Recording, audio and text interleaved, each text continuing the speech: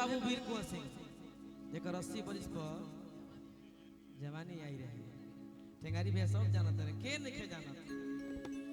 साहबद में पड़े गो हर किया रचिला नमावा के ना जाने और का तब बाबू कुंवर सिंह के नमावा के ना जानेला तब बाबू कुंवर सिंह के नमावा के ना जानेला साहबद में पड़े गो साहबद में पड़े गो रचिला नमावा के ना जानेला साहबद में पड़े गो रचिला नमावा के ना जानेला 80 बरिस के उम्र में उनकर आइल रहे जवानी अंग्रेजन शेर के जैसन टूटले सीना तानी हो टूटले सीना तानी हो टूटले सीना तानी टूटले सीना तानी हो टूटले सीना तानी 80 बरिस के उम्र में उनकर आइल रहे जवानी अंग्रेजन शेर के जैसन टूटले सीना तानी हो टूटले सीना तानी हो टूटले सीना तानी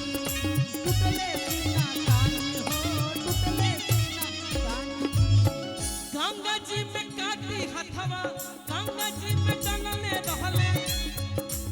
इहो कारनामा के ना जानेला गंगा जी में डलले रहले इहो कारनामा के ना जानेला एगो भाव याद आ गई दिल भर के लिए दिलदार है हम दुश्मन के लिए तलवार है मैदान में अगर हम डट जाए मुश्किल है कि पीछे हट जाए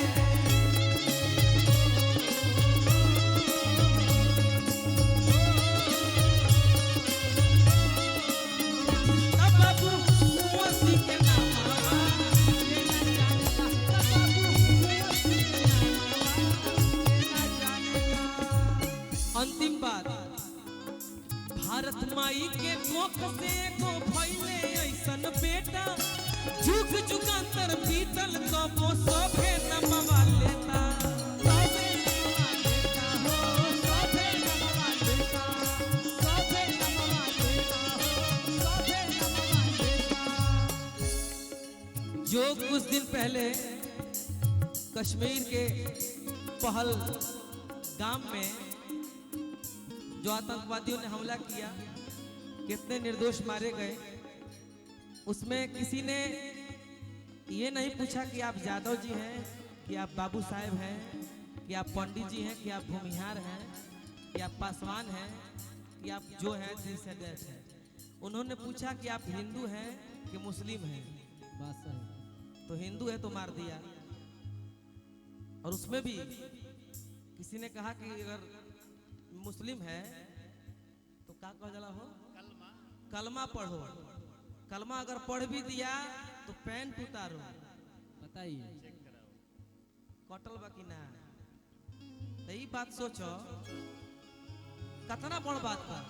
तो हमनी के सबके एकता एक जब तक ना हो जाइए होई लेकिन मोदी जी जोन कहनी जोन करतानी चाहे देश के जे भी नेता बा सबसे यह विनती बा निहोरा बा आग्रह बा कि एह परिस्थिति में सबके एकजुट होके मुंह तोड़ जवाब देवे के चाहिए वाह ई नियम है सही बात भारत माई के कोख से एगो भइले ऐसन बेटा जुग जुगांतर बीतल कबो सभे नमवा लेता हो सभे नमवा लेता हो सभे नमवा लेता सभे नमवा लेता हो सभे नमवा लेता विशाल गगन रोगी विशाल गगन भय आरे करेला ना मनावा के ना जानेला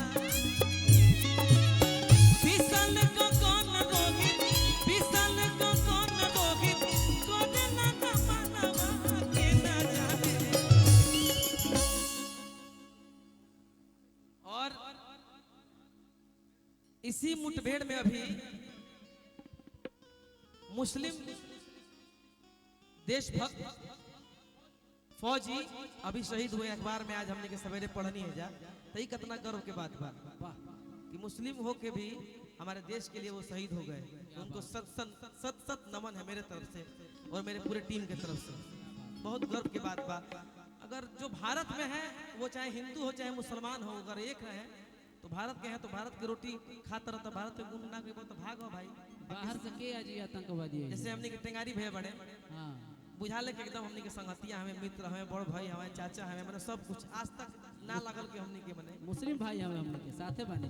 लेकिन भैया तब बाबू कुंवर सिंह के नाम के न जानला।